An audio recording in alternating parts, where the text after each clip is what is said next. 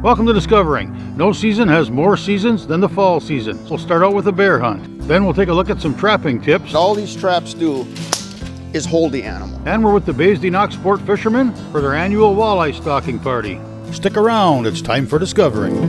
The secret streams that flow beneath the cliffs of colored stone. Forest thick and healthy with birch and pine and oak.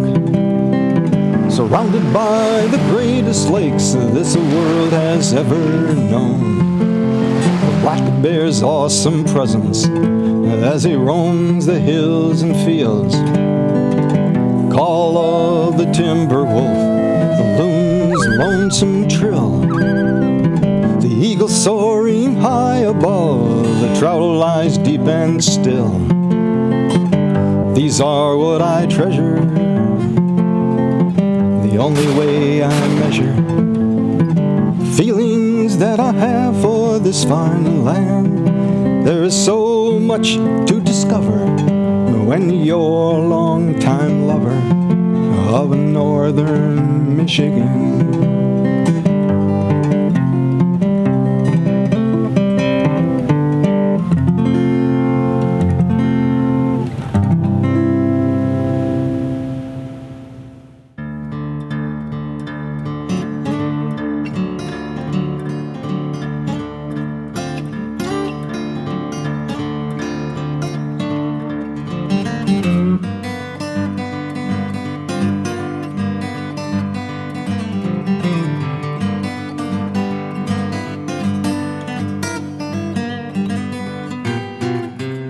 I recently had the opportunity to do some bear hunting in Iron County. I was in the Wildlife Unlimited of Iron County trailer with Robbie Ivey. This trailer and the wonderful people involved make it possible for handicapped hunters like Robbie to get out in the woods and enjoy the sport of hunting. I was in this same trailer with Robbie back in 2014 for a turkey hunt. Rob's been quite successful. He's shot 2 turkeys out of this trailer in the last couple of years, a couple of bears and a couple of deer. Robbie most certainly has a passion for hunting and has had many successful bear hunts dating back 10 years ago to his first hunt, which got him a spot in the Michigan Hunting Guide. Robbie and I started hunting together 10 years ago when he was 12 years old. And at the time, I said I'd take him hunting. I didn't realize how severe his disability was, so I called Ken Buchholz down in Escanaba, the Wheeling Sportsmen, and Ken and Jerome down there. They brought a trailer right up here for us to Iron County and let us use it for that first bear hunt and then a turkey hunt the next spring. So I went to a couple of the Wildlife Unlimited of Iron County, a couple of the board members, and I showed them the trailer, asked them if they could do something like that, if we could build one to stay right in Iron County. And so it was just a matter of months, and those guys had raised the money and built this trailer for us, and we've been using this now for about 9 years. And it's been really cool to see the people that donated for this, the businesses that donated for this trailer, the landowners that have let us use it, use their property, put this trailer on their property. People I never would have dreamed would let us do it. They're so excited, and sometimes almost fighting over us coming to their property over someone else's. So it's been really neat to see the community support for this trailer and for getting Robbie out hunting.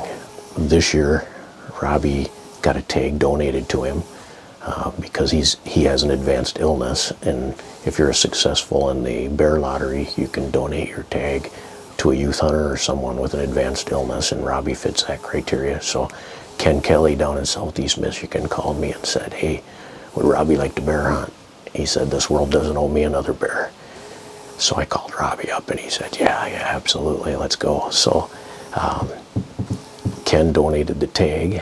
First people I called was where we have the trailer today, and he said, "Is there any way we could put the trailer on your property?" And they didn't hesitate at all, just said absolutely, get him out there and get hunting. So they're excited about it. And then I stopped down to see Jock Pyatt down in Powers to get some bear bait, and Jock asked me about Robbie, and he wouldn't even charge us for the bait. He just said, "It's all on me this year," so Bill's been going with us for a couple years here, and it's been just a huge help. It's just been neat to see all the people come together, and I don't know, it's just been really cool. see that. Yeah, we had a pretty good bear come in, 150, 160 pounds, I'm guessing, and I was quite tempted, but I'm not the one with the tag, so Robbie made the call. He wants to hold off. He thinks there's a bigger one here, so we'll see what happens. It was early. It wasn't even 3 o'clock yet. We just got set up, so that's a good sign. We'll see what comes here a little later on.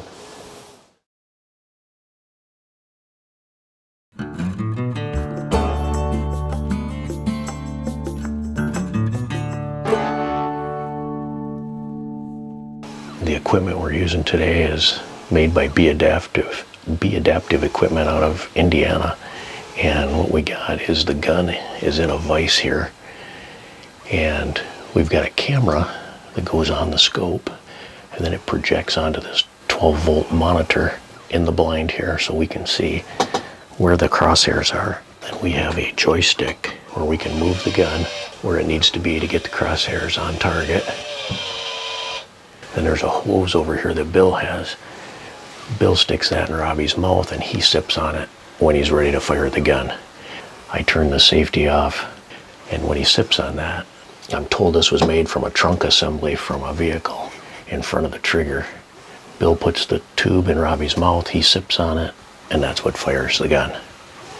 It's amazing, and without this equipment, Robbie wouldn't be able to hunt.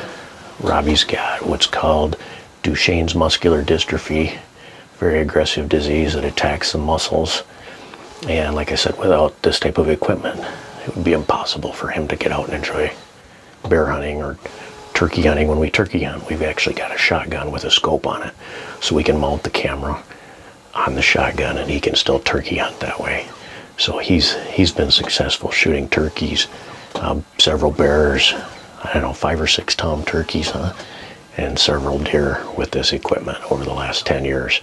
Today marks a 10th year anniversary that we've been hunting together, and he shot his first bear 10 years ago today, September 10th, 2011. Pretty cool stuff. We were shooting here last week and I had some hot brass fly out of his gun, and I was swatting at that and he's giggling like crazy. And last spring we were hunting in here and I had a Mr. Buddy heater and smelled something burning and realized it was my pants and started smacking my pants, and he just about passed out from laughter, you know. So we have a good time while we're out. We always make sure of that, right? Yep.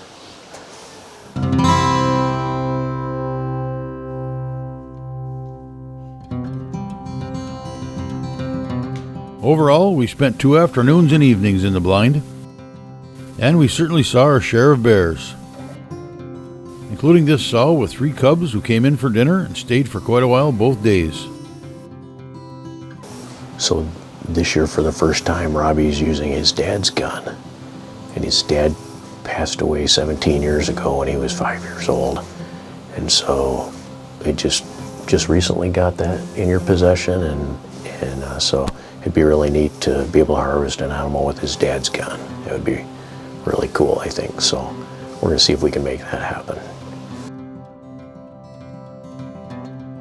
Then, with about 15 minutes of shooting time left, a single bear came in, and Robbie decided it was time.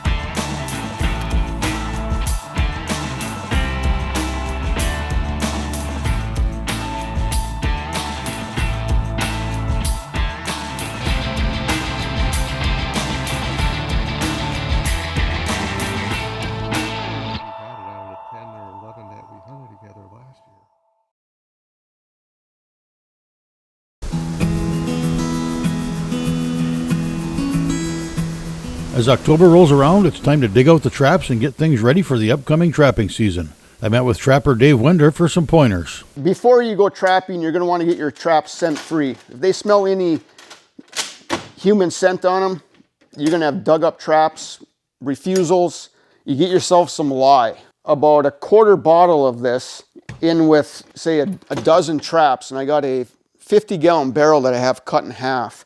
And I'll throw the traps in there, add this with water, and you'll get them to a simmer for about an hour. And you just got to get the scum off the top, because the old wax on the trap, everything's going to go right to the top. You want to get that out of there. And once you do that and they simmer for about an hour, hour and a half, you need to take the traps out. But now if you just pull them out right through all that scum, because you're not going to get it all off, you're going to contaminate your traps again.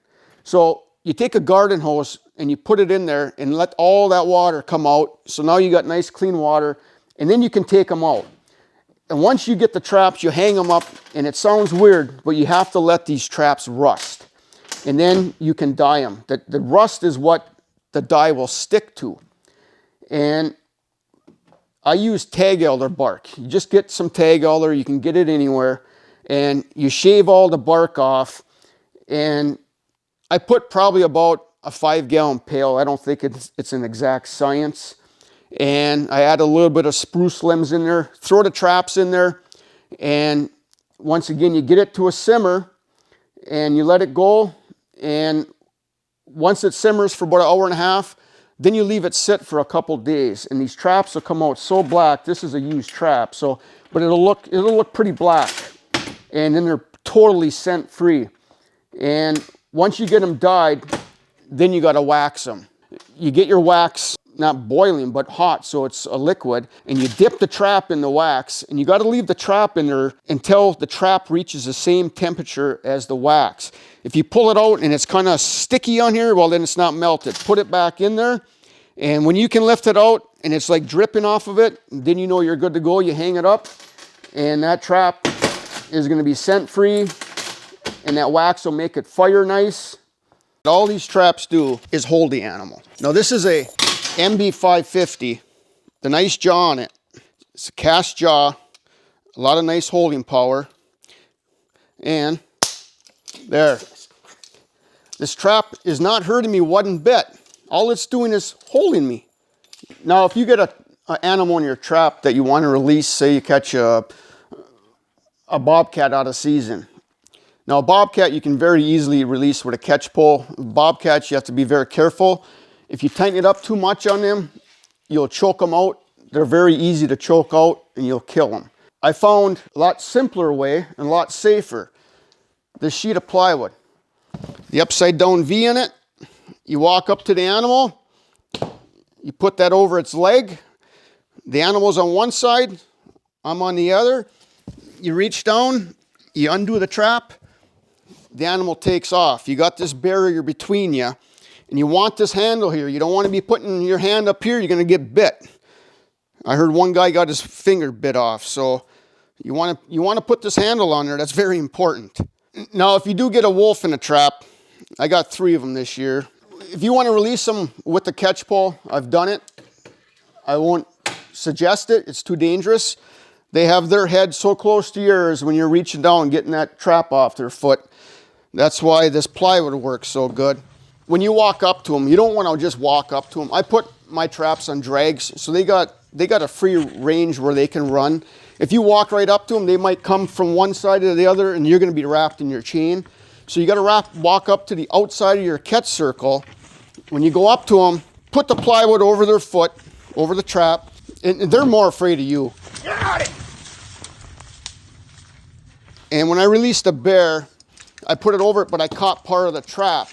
And I reached down to get the trap off, and when I noticed that, I'm lifting the plywood up so I could get a better hook on its foot, and the trap was caught to the plywood. So I ended up having to step on the chain to get the trap loose, and then once I did that, I was able to get the trap off the bear, and it took off.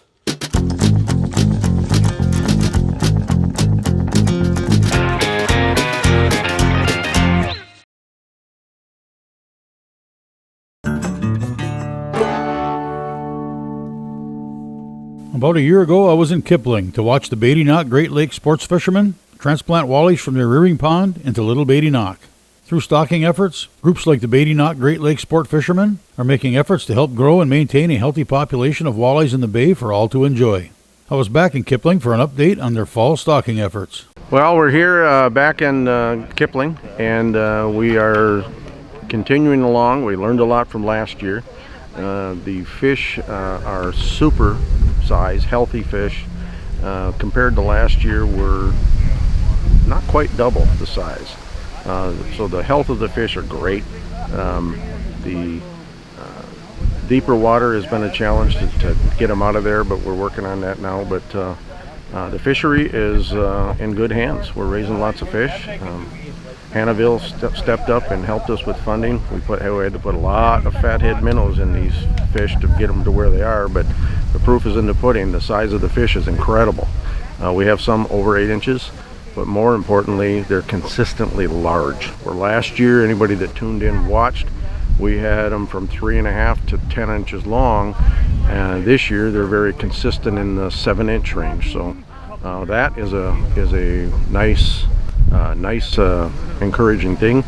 We're dealing with some wind issues. We're dealing with getting the fish to the sides of the pond to get them into the nets. So we're going to hit it again tomorrow and change strategies a little bit and hopefully get a lot more of them. Today we're helping the Basin Knock Great Lakes sport fishermen harvest their walleye, fall fingerling walleye out of Oil Tank Pond here right next to Little Beatty Knock. So the club has worked really hard raising these walleyes throughout the year. They were stocked as spring fingerlings back in June into this pond, and then the club put fall fingerling or fathead minnows, on top of the walleye to feed them. Fish are running looks like about they're over 7 inches on average, so they got really good growth, and so the survival on those fish will be really excellent out in the bay. So it's a good stocking effort, a good partnership, a good cooperative between the DNR and the Basin Knock Great Lakes sport fishermen, and so we're happy to do this and assist today. A little bit about the process of how we do this.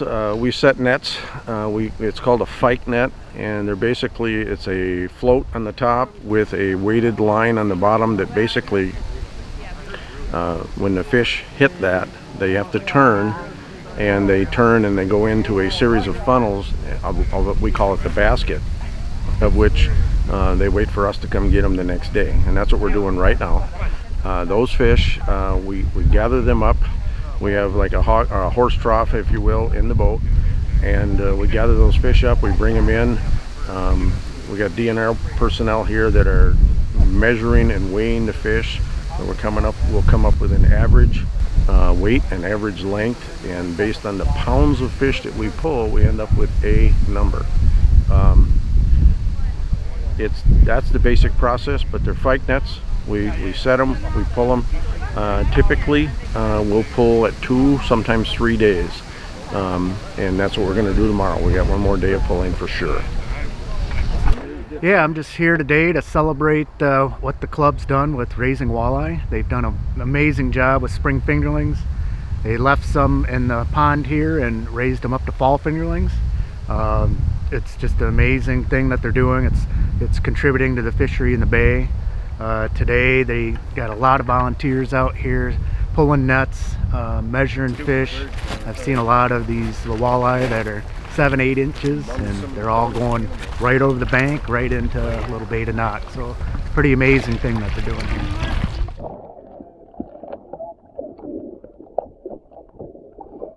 The unique thing about this location that we're at, we are literally, this is Beatty Knock right here. The pond is right here. So we're, with the help of Boy Scouts and volunteers and such, the transport from the pond to the lake is roughly 75 feet. So it's a lot easier, it's unique, and these are local fish for local people. A big congratulations to Olivia Hill, who shot this nice buck in the rock area during the youth hunt. The Calumet Keweenaw Sportsman's Club will be holding a gun, knife, and accessories show on October 8th and 9th at the Siskiyou Reception Hall in Calumet.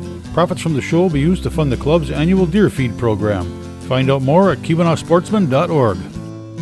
Thanks for watching, and we'll see you next week right here on Discovering.